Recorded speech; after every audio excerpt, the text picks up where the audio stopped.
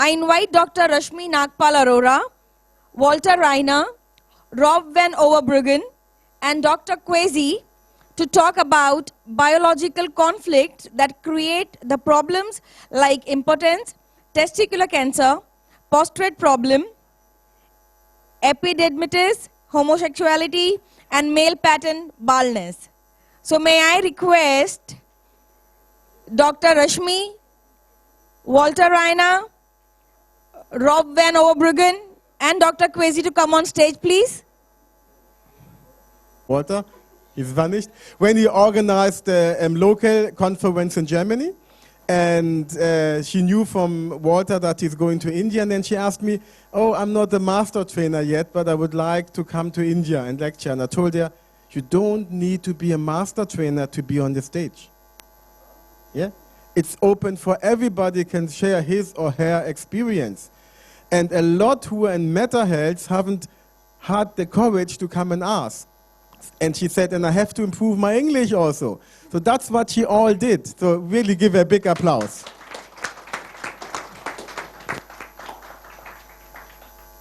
So now we're going to talk about the most complicated being on this planet. Are you? No? Man. Oh, yeah. Hey! I know one. So we are going to talk about the disorders of in the context of the sexuality of men. Complex. And we've got Mr. Walter from Germany, Rob from Netherlands, Dr. Rashmi from India, and I'm from Germany, UK, and Ghana. So let's start with Rob. You just gave a wonderful introduction in the morning. So when you work with clients who've got constellations, what do you observe in the context of sexuality with men? How many minutes do I have? How many minutes you have? What? He's going to explain behavioral that. Types. Jump in, right in. Energies change. It's not masculine, it's not not male, not female. It's masculine energy or feminine energy. And especially when I work with people, I make a lot of difference to specify if it's about the energy or about the gender. You have very feminine people, you have very masculine people. It can be very feminine females, very masculine men, very feminine men, and very masculine female. You see some example of there. And every energy is good. It might fit with the gender, it might not fit with the gender. And to try to condense like a 6-day training into 1 minute, it's related to hormones. More testosterone is more masculine, more estrogen is more feminine. And the hormones influence behavior. You have very feminine behavior, you have very masculine behavior. The levels of hormones are influenced by different aspects, medication, surgery, radiation, but also by conflicts, by personal experiences. Personal experience can reduce certain level of hormones, testosterone or estrogen, which makes you more masculine or more feminine. And it's not good or bad. It's just something you can observe with people if they behave a little bit more masculine regarding the male of the female gender, or a little bit more feminine. And everything is good. It's just another aspect of how you can dive into the diagnosis. Did I answer your question? More than that. Oh. No? Oh, Yeah, very okay. good. So now let's give a word, or more than one word, to the lady in the group. Thank you so much, Dr. Kwesi. Thank you for the opportunity. And speaking about male pattern, I'm speaking about male disorders. I'm the only lady here. I mean, for me, it's not that weird. I'm a meta family. And thanks to Anu for that I'm here. And shall I start with it? Thank you so much. So Dr. Rashmi is going to have a short presentation in that context. Well, I'm used to all of you, so no need of that right now. Have you ever wondered what is common between these men? Yes, and many other men also. Baldness, yes. So that's a male pattern baldness or androgenic alopecia. This is associated with sex hormones, namely testosterone and DHT. This affects 70% males and 30% females. In females, it's known as the female pattern hair loss, not the female pattern baldness. It usually follows a pattern of receding hairline and thinning of the hair on the crown. Now, talking about what is the pattern of receding hairline. Rahi, can I have you here? Just 2 minutes, please. Thank you. The pattern of receding hairline is a survival strategy. Have you ever wondered why a person would have baldness? Why a man would have baldness? Just 1 minute, Rahi. There is an idiom, pull out your hair, or I can put it as pull out my hair out. And what would it mean? Can anybody tell me what would it mean? I'm worried. I'm very worried and anxious. I went into the dictionary and found out one line, and it's continuous, right? And then when I went further, I found out that this idiom was used in the ancient times for those people who were constantly mourning or sulking, right? So now, just a small explanation. Thank you, Rahi, for being there. Love you for that. What if I am an aggressive situation, and I'm an aggressive, any person or a stressor or whatever, and I'm pulling her hair? I'm an aggression for her. I'm just going to pull it, and it's constant, every day. What will you do, Rahi? I'll cut my hair short. Okay. I'll pull your short hair. Then? More shorter? I think I'll go bald. Oh my God, she'll go bald. So there we are. She will have no hair on the scalp. She'll prefer to have no hair on the scalp so that she can escape me, the aggressor. Okay, thank you, Ravi. So this is the pattern of receding hairline, and it's a survival strategy. I hope I'm able to get it across. Can we imagine that it's like, can we imagine our scalp like a battlefield in which there is a king who stands at the crown?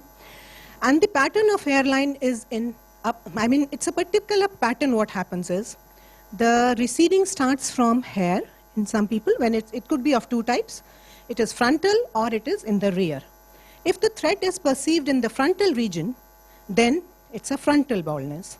If the thread is perceived in the rear region, it's hair. Okay?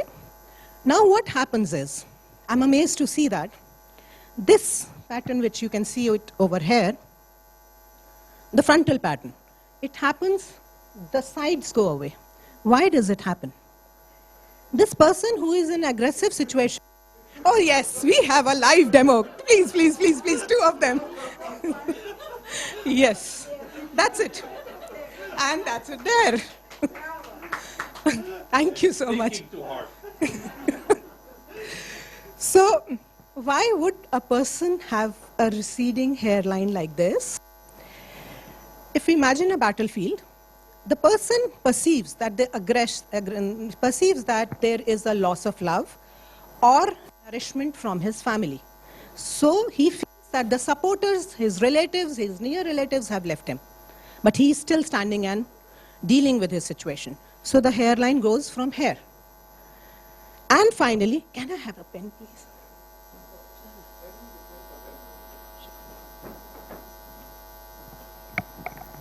So the first pattern, which is, so the first pattern of receding hairline is like this. The supporters have left him. They are here, but the supporters have left him. The second pattern, now what will happen is, finally this king will succumb. He will succumb to the pressures and the hairline would become like this, U. He's battling, but once he succumbs to his pressures, he will become like this. The pattern goes like this. And I'm amazed to see that this is perceived as a lack of nourishment or love in people. Finally, when the person perceives that there is no love, there is no nourishment, the papilla which holds the hair does not hold the hair because of lack of nourishment. Now, the second pattern is the rear pattern baldness. Again, the same thing happens. It's perceived, the threat, thank you so much. The threat is perceived at the back. The threat is perceived at the back. So we have a pattern wherein a person would be perceiving a threat, or it may be an actual threat also. Now, DHT. Everybody must know that DHT has a role to play in the male pattern baldness. But what is the role of DHT? Dihydrotestosterone. Dihydrotestosterone is a hormone produced in the body. I'll let you know later how and when. But before that, do you know that there is a connection between all these 5 things with baldness? 1 is the chronic stress, sexuality, muscle bracing, bipolarity, and dihydrotestosterone. Chronic stress. I don't think I need to explain more even. Regular stress. Yeah.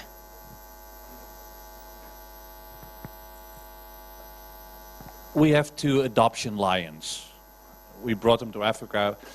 I love lions. Just look at the animals with the long, beautiful manes, the male lions. And that's a sign of masculinity, strength, power. When they get castrated, they lose their manes. And they look exactly the same as female lions. Thank you so much, Rob. So this is the regular stress a person would feel at home, and it's a chronic stress. Like Rahi had demonstrated, we had demonstrated that the stress is chronic. Pulling the hair once, she finds a survival strategy again. That stressor does not go away. So the stress is felt over there. Finally, the person chokes when he cannot escape the situation or the person. Sexuality. The first stress is the territorial stress. The next stress when it comes to the partner, it would lead into bipolarity. So that is where the hormones come into existence. Like Rob just said, that testosterone and estrogen are responsible for the behavioral patterns, and they are basically energies. What happens is, there has been extensive research and they have found out that when the testosterone, it's not the DHT which causes baldness. There is a saying that DHT causes hair on the body, but it is detrimental to the hair of the scalp. I'm amazed to see that when the DHT is produced, why is it produced? It is produced when there is an alteration between the 2 hormones, estrogen and testosterone. Estrogen goes up, testosterone goes down. A compensatory mechanism is production of DHT. Estrogen goes down, testosterone goes up, DHT is produced. And so, DHT is, what is the function of DHT? The function of DHT is to produce more hair on the body. And the body, obviously, what I think is, cannot differentiate between the body hair and the scalp hair. It can just produce a hormone. It cannot produce a hormone saying that, no, you have to be present on the body and you can't be on the head. So what I was amazed to see that is, there is a muscle on the scalp, which is called the gallia. The gallia is a old terminology used in Roman for a helmet, a kind of a helmet which is too tight on the scalp. So what is happening? The gallia shrinks the nutrition. See, if we see this number 1 over here, this is number 1, this is number 2, and this is number 3. Seeing the number 1 hair follicle, there is enough of nutrition. If I put a helmet on my scalp, this is a natural helmet. The gallia shrinks in response to stress. So the gallia shrinks. It's called the gallia aponeurotica. So this gallia shrinks and the blood supply has become lesser. The hair follicle has become shorter. Then later more shorter, and finally very short or villous hair are formed on the scalp. So this is the function of gallia. That's the gallial muscle. What is interesting to note is the balding occurs, the total baldness which is on the scalp, which occurs is on the place where the gallia is there. This place, the gallia is not there. It's the occipitalis muscle. There we will find hair, even in bald men. So this is it. And then I have another idiom now. What can we do about it? So that is how, so what happens is, when the DHT is produced by the body, the gallia is not allowing the nutrition to reach over there. The function of the DHT is nullified. It is not able to produce hair on the scalp. So my suggestions are what we can do. We can reduce the stress first. Then we reduce the cortical effects also. There's a saying, there's an idiom again, keep your hair on. That's a British saying. So what would that mean? Anybody? I thought you were from UK. He's shifting now. Rob is shifting. Bipolar. It means stop being upset about something. And then another saying is let your hair down, relax. So that is the core where we can actually treat male pattern baldness. Thank you so much. So that was astonishing because it's about male sexuality, and instead of going to the lower parts, we go to the head. So what does it say about us men? Yeah? So please come back. Thank you, Dr. P. So, so that was amazing. Thank you very much for showing that also this has to do with the sexuality of men. And we can switch this off.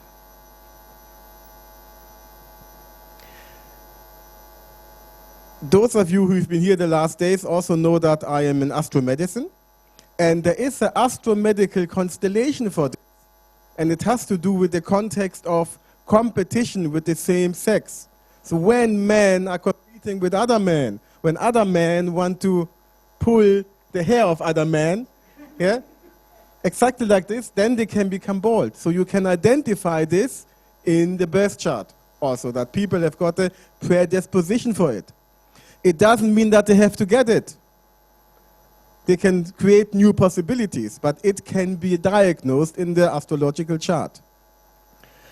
So men have got more sexual aspects than the head. So let's go to the more private parts of the male sexuality. And Walter from Germany, he is dealing with patients who have cancer. He said that yesterday. And you've got experience with patients with prostate cancer? Yes, I have. It's not my favorite diagnosis I work with, but if I have clients, sexuality is in every time important to speak about. And if I ask on the first date, we seldom speak about sexuality, but the second or the third visit, I feel it's very important. And if a wife come together with her husband and he has a diagnosis, he is in this time he is below the earth. Yes? And I do the same like the cancer diagnosis. I would like to bring him up again. And the result I would like to explain first is if it is not possible to bring that man in a male position again, it's not possible to help him out of these problems he has. The first we do is always the same. We look after that the possibilities, KFC, Kentucky Fried Chicken, if there is a situation in his life, and that is mostly that diagnose he bring with him. And to get a solution, I have very good experiences with give him work together with traditional medicine and give him a catheter. What's that in? Catheter. Catheter. That are the most problems. They can't go to the toilet, and that is very important to help him first out of these symptoms. And with that catheter, he can manage his life again, and he comes down from the stress. And in a few cases, we also speak about the original problems, but some clients was satisfied with this first intervention. Also important is to know that this measured Werte, die Prostata PSA, The PSA, the parameters that are measured for the function of the prostate, the PSA. This man who made these speeches, I also made every month. He showed me 15 years ago, he told me he has very high PSA levels. I don't know exactly more, but I think 600. And I also know a friend, he had 5 or 6, and he got an operation. And this man I met 15 years ago, he told me, oh yes, I have these levels a lot of years, I think 10 years, and he had no problem. And that one showed me first, we went to the toilet, and then he asked me, Walter, would you like to see like I make me that catheter? And oh no, I'm not very interested. Come, I'll show you. And he did it on the toilet, and that was for me also to help other clients over the first 2 or 3 weeks. Yes, I said it before. And if it is not possible to bring this man in a male position again, it's not possible to help him out of these typical symptoms. And if the wife is together with the client, it's more complicated. But the solution is to ask over the reasons. Mostly they quit their job. They could help her wife in the kitchen, could help to load the washing machine, could go to make einkaufen, to buy things. And probably the women, I think half of the women have no more interest in sexual activities.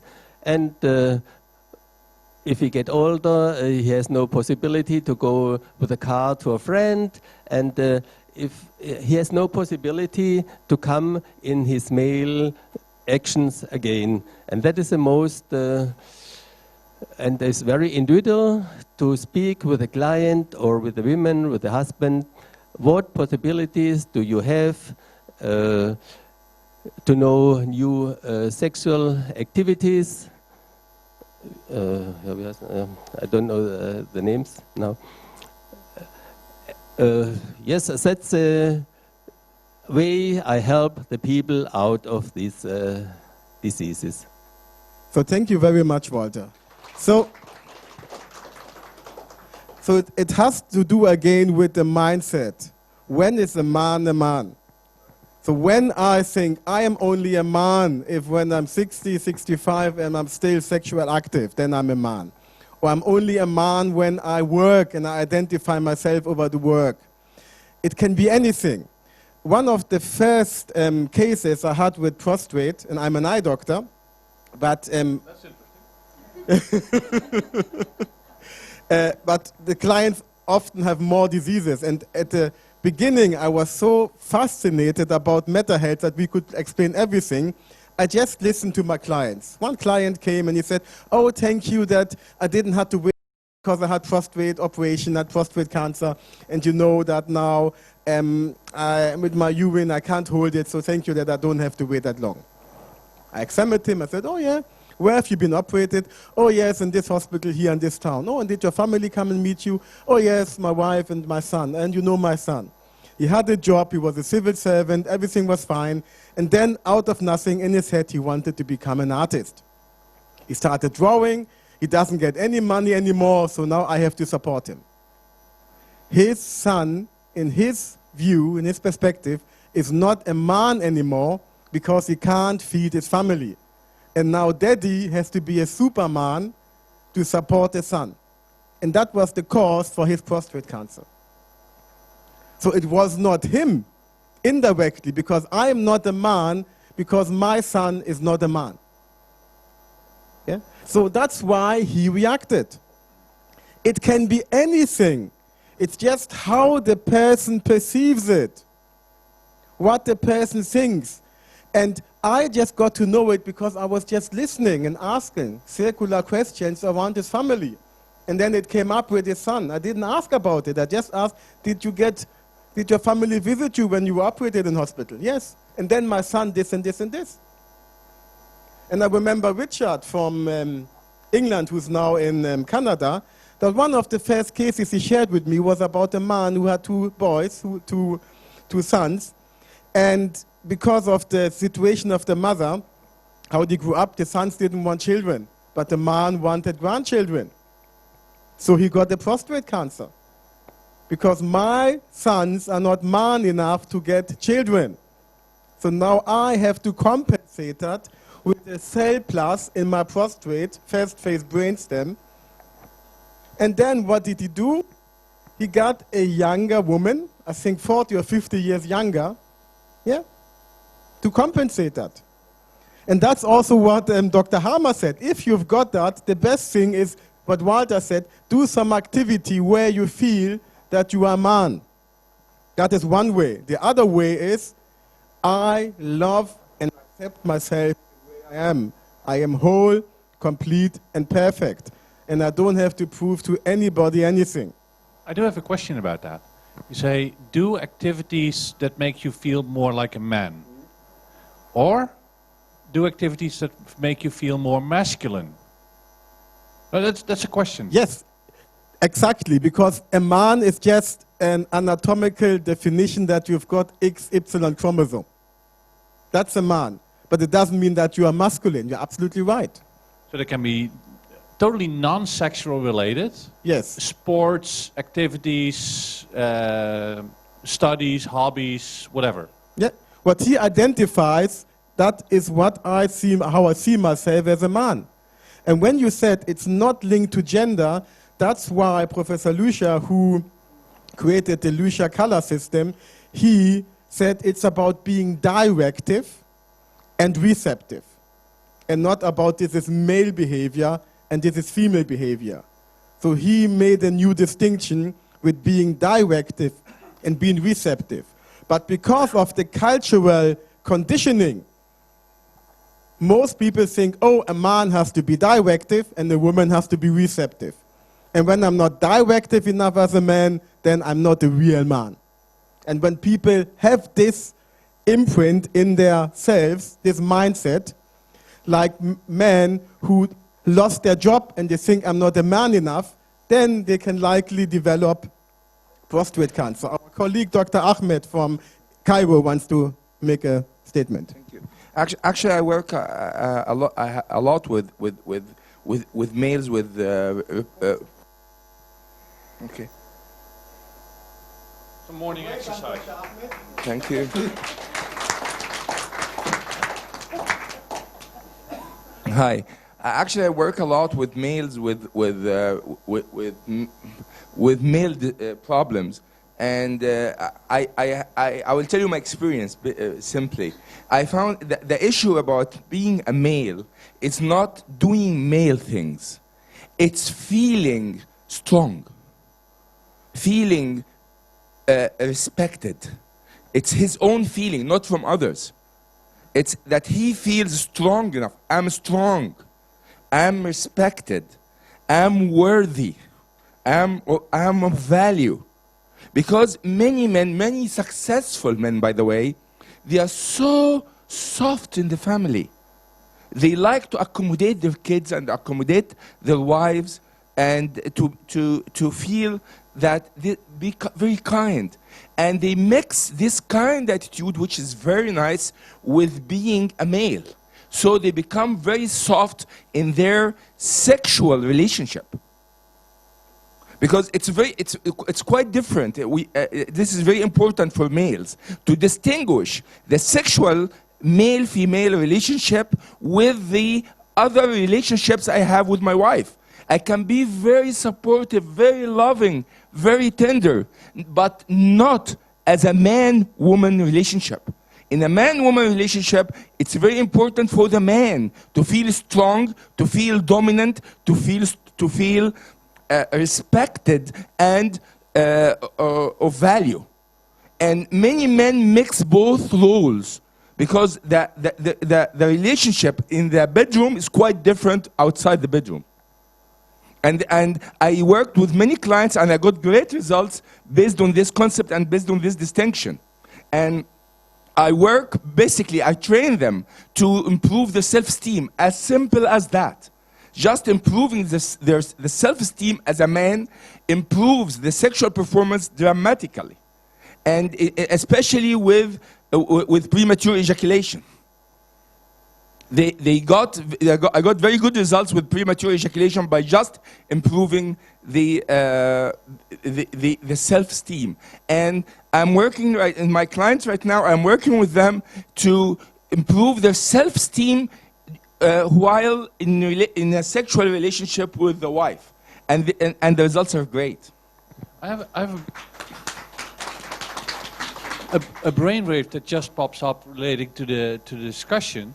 Is could it be a kind of partial or semi-solution to increase the level of hormones like testosterone?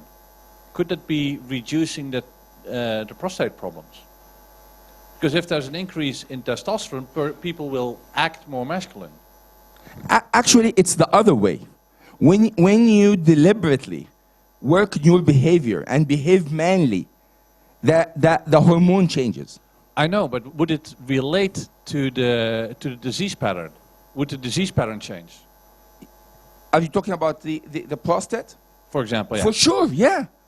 Yeah, actually, I had a client who has a bifurcation while urinating. The urine is coming like that. Just by simple exercise, working on his self-esteem, and I'm a man, this was corrected in the same day. Amazing. Yeah, it's very. By the way, the results are amazing. The results are amazing because with the civilized life and the media, we lost the distinction between man and between the friendship or the love of a man and woman, and the distinction of the sexual relationship of the man and the woman. They are quite different relationships, and it's very important even for women to have this distinction, because when women behave in a manly way in the sexual relationships, they perform very bad. By the way, and it's responsible for lots of problems, for lots of female problems, because they live a male-ish sexual lifestyle, which is very wrong. Having a strong woman in the house who's like really responsible and taking care of the family and supporting the husband. It's fantastic. But in the bed, in the sexual relationship, she's a woman, weak, tender, receptive, you know, like that. And if she loses this, then it's the problem comes from there. That's why it's very important to distinguish the sexual relationship from the personal relationship. And it's all about energy.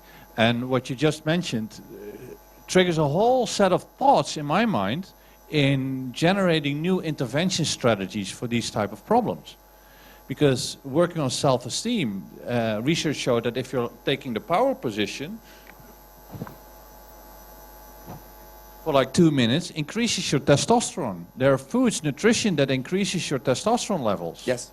And Yes. there are things that people can do at home and practice. Yes, yes, yes. And by the way, just to complete the message, and for erection, it's very important the self-confidence. So males have to be to develop the feeling of self-confidence, and in the male-woman in the sexual relationship, and the more they improve the self-confidence, the better the erection they get. Thank you. I just, No. I just, don't mean I just realized one thing. It is not the testosterone. Sorry, Rob, I'm speaking about it. It's not the testosterone which is creating the problem. It is the dihydrotestosterone. The dihydrotestosterone is produced when the testosterone is going down. So what happens is, it is a compensatory mechanism.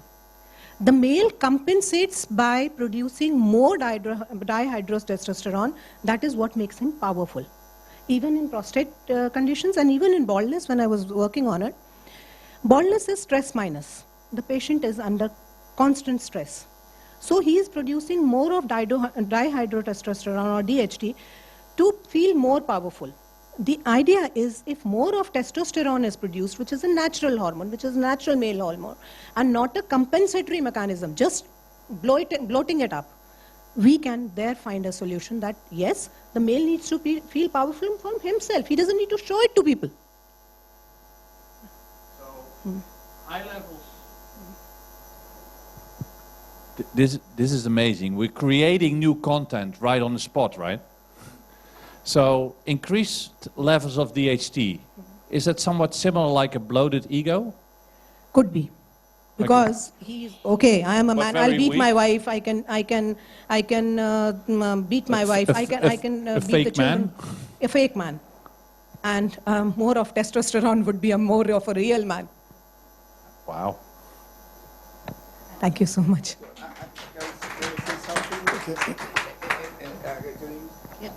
In the eye case that we just seen, remember the color test?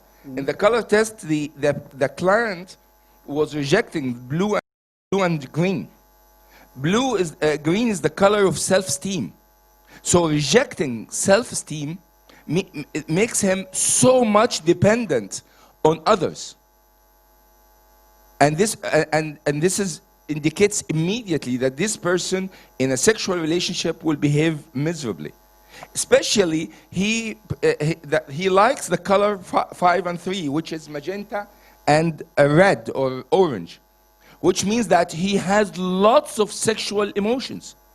So he has lots of sexual emotions that he cannot live as a man. So he depends on the woman to satisfy this. And of course, it's not satisfactory for the woman to provide this, because she's expecting him to provide this kind of emotion. That's why such a person, such a person definitely will have a problem in erection, and if not erection, definitely for sure, I swear on it, he will have premature ejaculation, because he cannot stand being alone in an intimate relationship with a woman. He will immediately collapse. And it's very interesting what Dr. Ahmed is saying, because when you remember what Dr. Nivedita said, he said that this eye looked so disgusting that even the staff in an eye clinic, and they used a lot of eye stuff, said, "Oh, we don't want to look at it." Then I asked her, "Is he wearing sunglasses?" She said, "No." So he, by conscious choice, didn't hide his eye. So he was avoiding that people, that women would approach him because of exactly what Dr. Ahmed said. Yeah? Because he didn't feel confident enough to approach a woman. And what the woman told him after 1 month when he was trying to get closer to him, she said, "I'm not interested." Yeah? So I would now like to introduce you to Jimmy, who has got a fantastic story to share, also about how he transformed as a man. Well, I always hoped that I was always a man. I'm not a medical doctor, I cannot testify to that. That's good. Well, thank you. What should I tell you? Okay. I grew up like every boy with lots of, which hormone? Testosterone? Okay. With lots of testosterone. In a college with lots of girls. And that's what occupied my life. In between, I tried to get through my exams. And I somehow managed. And that was the sum total of my life. Now, all of you are here. Tonight, you're all going to go to sleep. Imagine, if you can, tomorrow morning waking up in the critical care unit of the intensive care unit of a hospital, okay? Not knowing what's happened to you, with only 5% of the consciousness that you have now. Okay? Just like that. Boom. Okay? So that's what happened to me that changed me from what I just described and led me on a path, on a journey to face all kinds of immense conflicts, pain, even attempts, one attempt at suicide. Okay? And what did I get out of this? No, I didn't get depressed. I didn't become paranoid. I don't have panic attacks. In fact, I can stand on stage and talk to you because I'm no longer an introvert like I used to be. Okay? And it was through this pain, this conflict, that I saw a lot of things, amazing, amazing things, that made me aware and witness to something that lay far beyond anything the five senses could comprehend or the limited mind can comprehend. Okay? Rob was earlier talking to you about pain. I began to see through my physical pain how my emotions, how my mind amplified my pain, amplified the physical aspect of my pain. Look at it this way, very simply. Have you all had injections? Which part of the injection is worse, before you go for the injection or after you've had it? Right. Because before you go for the injection, you haven't experienced the pain yet. The reality of the pain isn't actually experienced yet. So your imagination takes hold and builds the pain up into a gigantic thing, mountain, and makes a mountain out of a molehill out of it. If you are able to become aware of that, if you're able to get your clients and patients to become aware of how they amplify, over-exaggerate things in their lives, they will not feel the pain of an injection or a surgical knife or anything else as much as they do now. That's a promise. Okay? And therefore, all I want to tell you is that I did finally write a book called Journey Beyond. It's available on Amazon and Flipkart. It's easy to read. It tells you about how each of you, tells you about how I managed my journey beyond. And I wrote about my experiences only because I didn't want to write another self-help book or another manual kind of a thing or a theory thing, how to do thing. I wanted to tell you actually what I went through because I want you to believe each of you have it in you to do the same. Okay, your minds are extremely, extremely powerful, and you can do much more than you can ever imagine you can do with your minds. Okay? Do I have a minute? One of the things that happened to me, I don't want to tell you the whole story because then you won't buy the book. One of the things that happened to me is I broke my head open in 2 places. Okay? From here to here. And I smashed the skull over here. Okay. In the process, I damaged a lot of things in my ears, my eyes, and so on. My right optical nerve was damaged. And I don't know what you call those muscles that are around the eye. I can never pronounce these medical terms. Muscles, thank you very much. They were damaged. Now, it's an interesting thing to experience when those eyes get damaged. Because everything you see in 6s and 7s. Okay. So when pretty girls came to visit me, instead of seeing 1 girl, I saw 6 girls. So that was really nice. Then the eye doctor came to see me, and he was quite a famous eye doctor in Bombay. And he told me, very solemn, long face, that, I'll have to do some surgery on you. And I have to tell you, it will not be one operation because it's like adjusting the lens of a camera. You have to go back and forth. And maybe this muscle will be cut too much and I'll have to go and cut that muscle. And so it might be a series of operations. So I just sat in my hospital bed and said, I've had enough of operations. I'm not going to have any more. So I determined, since I had time to spare in the operating, in my hospital room, that I'm not going to have this. I'm going to correct my vision myself. So there was a mantelpiece which all these hospitals have, where there's a dead flower that sort of droops like that, and another thing with a thermometer or something in some horrible red-looking liquid, and that I had to stare at every day. So I would see 6s and 7s of those. So I decided I'm going to force those images together. So I did that every day, all day through, okay? Until finally I could see only one image. 3 weeks or so later, the eye doctor came to see me again to see what my decision was. And therefore he took his usual test. There are funny ways of testing you. And then he said, well, I don't understand it. What have you done? You're only seeing one image. I said, yes, sorry. But right? But I'm trying to tell you this because really, really you can do it. Okay? You can really do it. And I would urge you to read that book because I hope it will inspire you. It's available on Amazon and Flipkart. Thank you very much.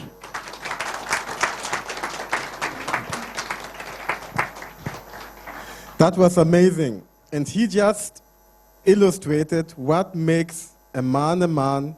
You take responsibility for yourself. And it's the same for a woman. You don't blame anybody's else, whatever happened to you. You know that you are the master of your own fate, and you take responsibility for yourself and for your family. That's what it's really all about. And the colors for responsibility are the colors orange, red, and green. So I met Jimmy on the Ishma Award on Wednesday, and his presence was so authentic and so strong that Anu and I said, we invite you and you have to come here and share your story. And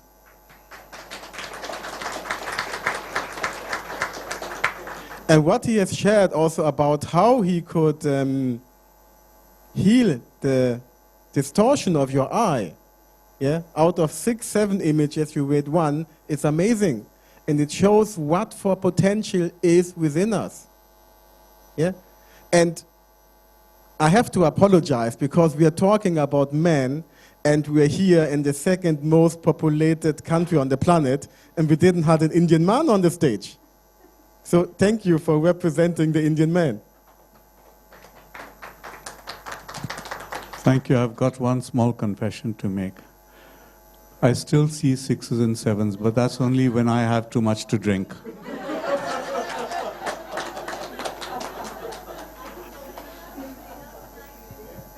So they want to know if you joined to dinner this evening.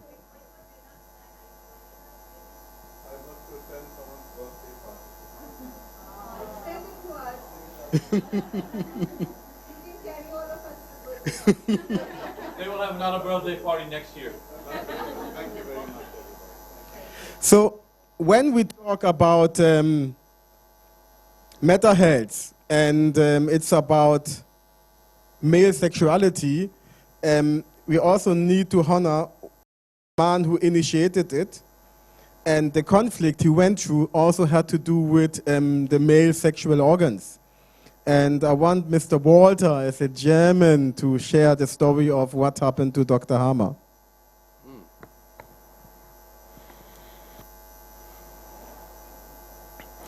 Dr. Hammer is a famous doctor in Germany, and as probably as 40 years old, or before, he invented several very important tools for traditional medicine. He was an inventor. He studied